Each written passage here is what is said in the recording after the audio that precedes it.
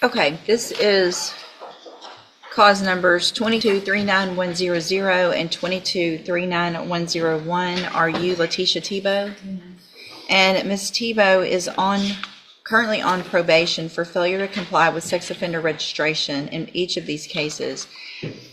I looked this up. I think there may be, and Ms. Simon's here, this update report says 2 10-year adjudicated probations, but it was a 2-year term. It was 2 over 5. 2 TDC over 5, correct? Excuse me, sorry, that was an error. Okay, just making sure.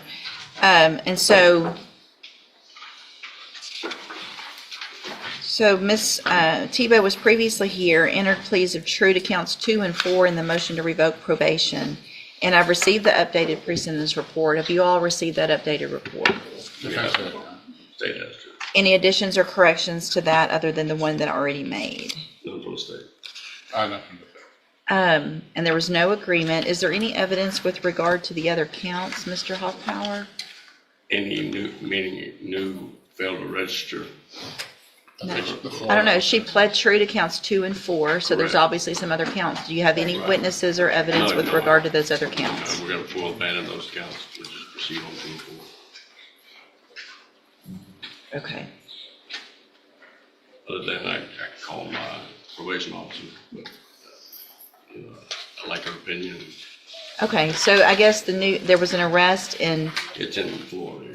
Palatka, Florida. Okay. Hold on a second. Let me get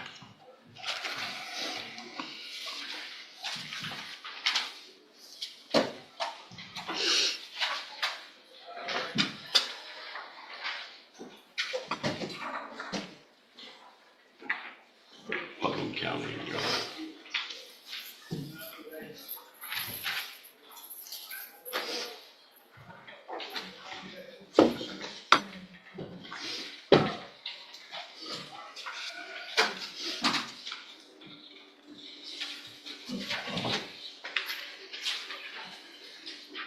Okay, so count 1.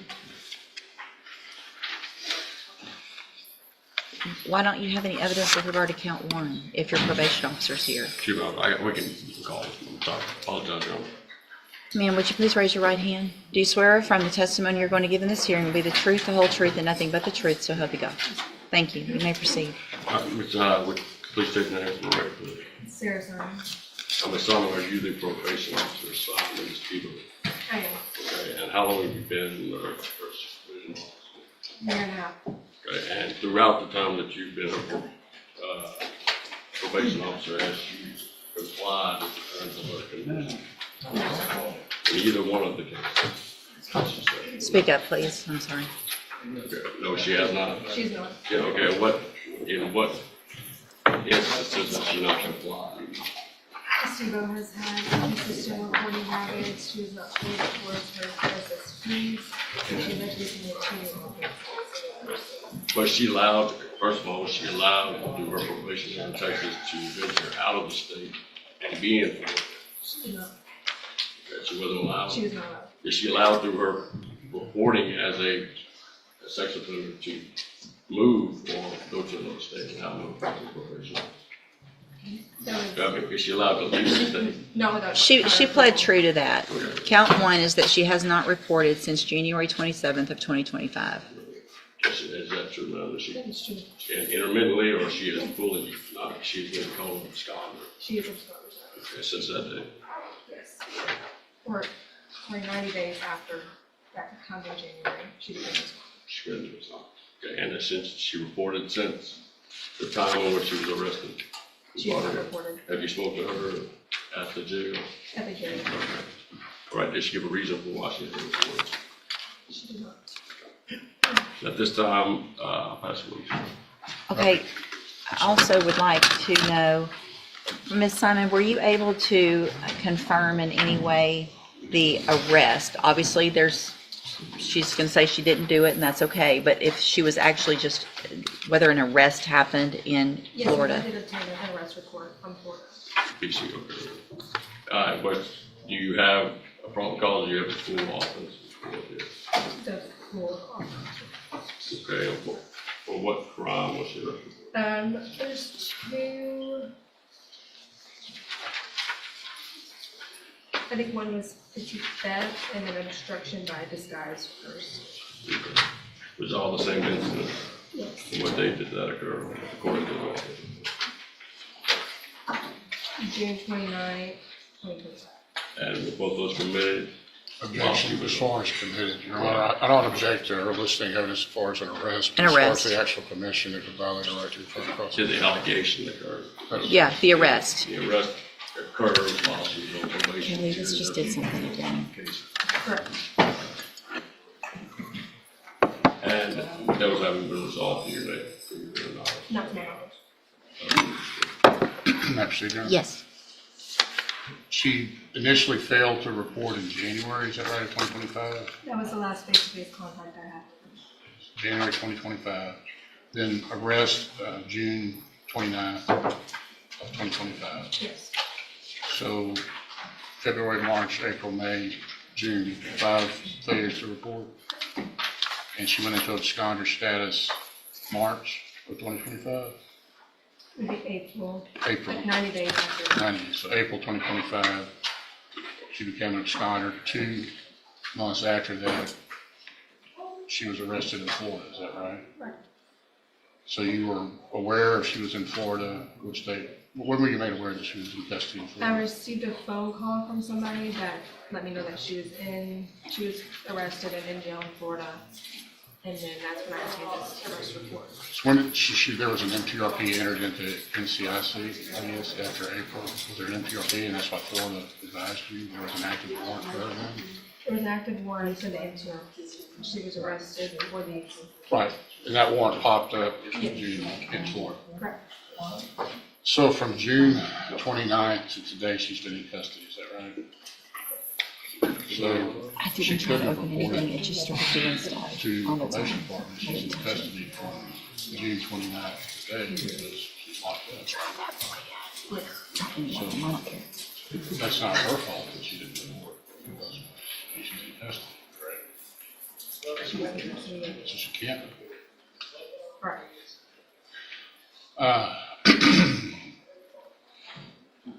As far as supervising her, she has reported, you say inconsistently, but that means she has reported some, correct? Correct. During the times that she has reported, have you been able to interact with her appropriately? She maintain proper demeanor, that type of thing? She was, yes, but she was consistently late. I had to reschedule her several different times to get her into the office. Have you had any other difficulties with her as far as just maybe perhaps being late or scheduling, as far as your actual interactions? Does she maintain appropriate demeanor, acted appropriately with you? Yes.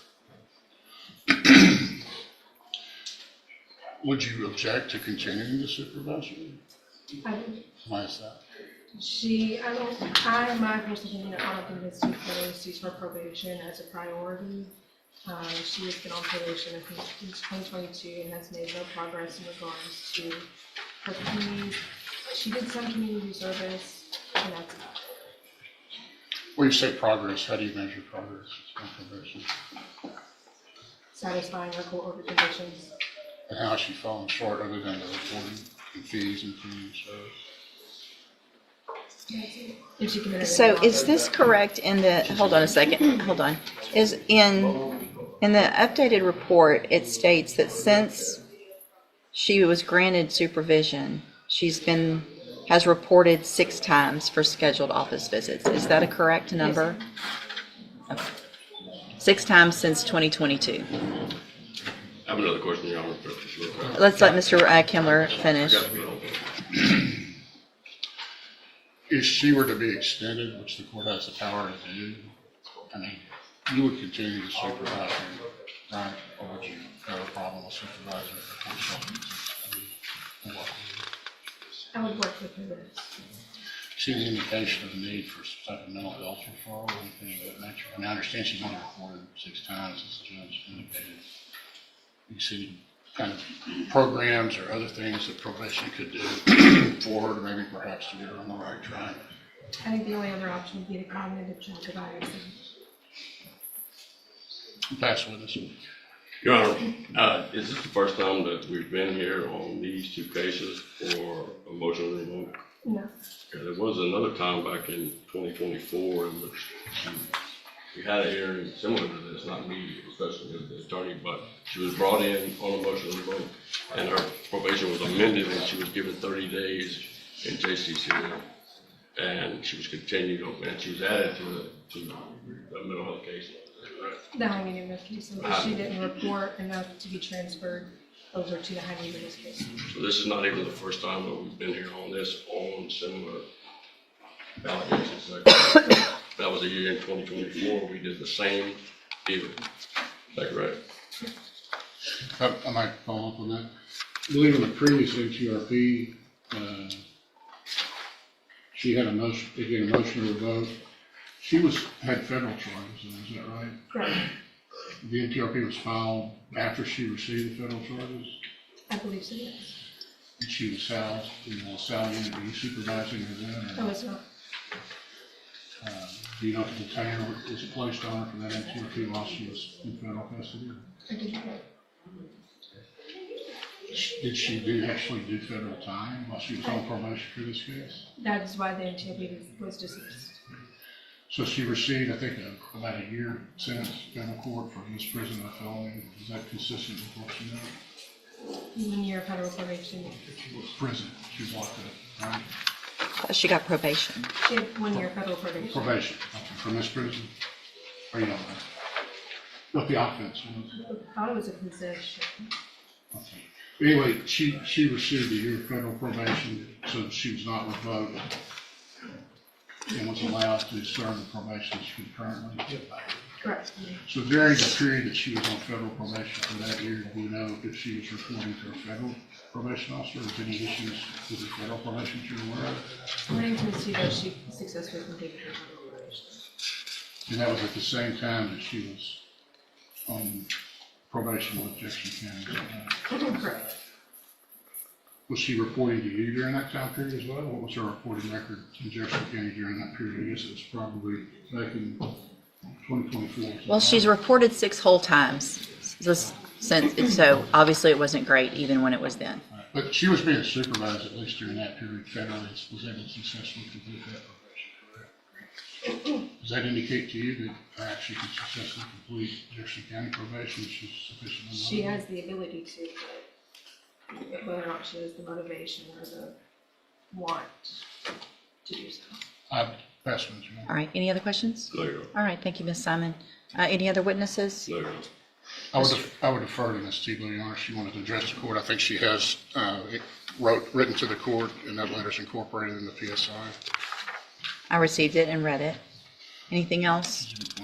No, I mean, I did fail to report it. Sometimes I was hard with scheduling, but a lot of it had to do with my mother being sick, and I brought my mother sick to her office with me multiple times because I wasn't able to just stay with where she was at. I brought her when I could. I mean, she's passed now, but at that time frame after. But I mean, we're talking about since 2022. I was in Or a 20 federal facility for a year and a day. Okay.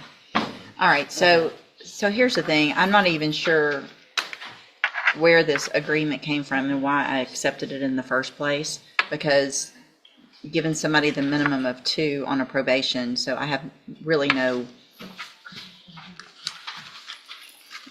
nothing to do hardly on this. But Ms. Tebow, I mean, you've been given every opportunity over the last 4 or 5 years to do everything you're supposed to on this probation, and you've refused to do that. You flat out refused, and everybody, we all have different issues that go along with parents and family members and things that go wrong. And instead of, I mean, it looks like, I think one of the things that concerns me the most is that you called June 2nd asking why the police went to your home. June 2nd you called. And so your probation officer said there's a warrant because of your violations on June 2nd. Then you went to Florida and got arrested for 2 new offenses without registering, without obviously telling anybody where you are and the type of probation you're on, the offense that you're on probation for. That's probably the number 1 thing that you should do. So flee in the state when you know that there is a warrant for your arrest gives me no reason to leave you on probation. Unfortunately, I think for me and for the community, the most I can do is 2 years, and so that's what I'm going to do. I'm going to find, based on the evidence today, that counts 1 and 3 are true. So I'm going to find you entered your pleas of true to 2 and 4 freely and voluntarily, find all 4 counts true, find sufficient evidence to revoke your probation, and cause number 2239100, revoke your probation, sentence you to a term of 2 years in the institutional division of the Texas Department of Corrections. You do receive credit on that sentence for any time that you've been in custody that the law gives you the right to receive. And cause number 2239101, also find sufficient evidence to revoke your probation, and at this time revoke your probation, sentence you to 2 years in the institutional division of the Texas Department of Corrections. You will receive credit on that sentence for any time that you've been in custody that the law gives you the right to receive. These cases will run concurrently, which means together at the same time. You need to sign that, please. I'm handing you the trial court certification that shows there was no agreement. You do have some rights to appeal. You can talk to Mr. Kimler about that, and he'll give you a copy of that as soon as y'all get it signed. Thank you for being here. This courtroom hearing started as a review of probation violations, but quickly became a detailed examination of missed appointments, an alleged attempt to avoid supervision, and a second chance that the judge believed had already been wasted.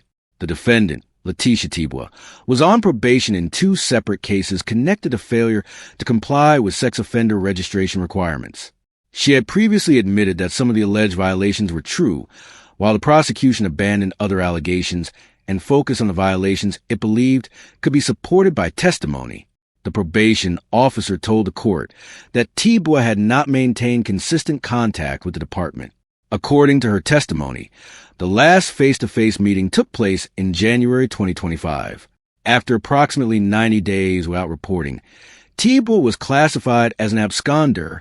The situation became more serious when authorities learned she was in Florida.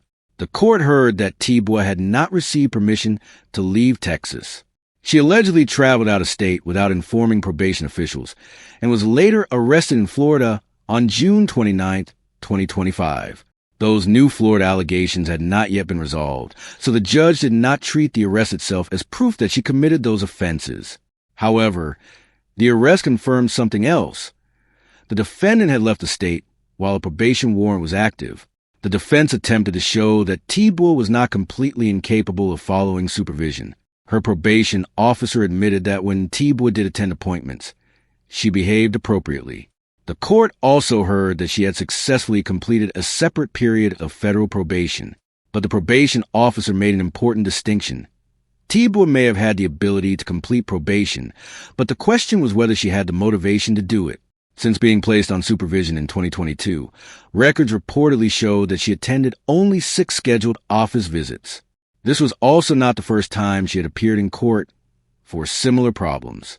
In 2024, her probation had already been modified, and she had reportedly been ordered to spend 30 days in custody before being given another opportunity to continue supervision. When given a chance to speak, Tebow explained that her mother had been seriously ill.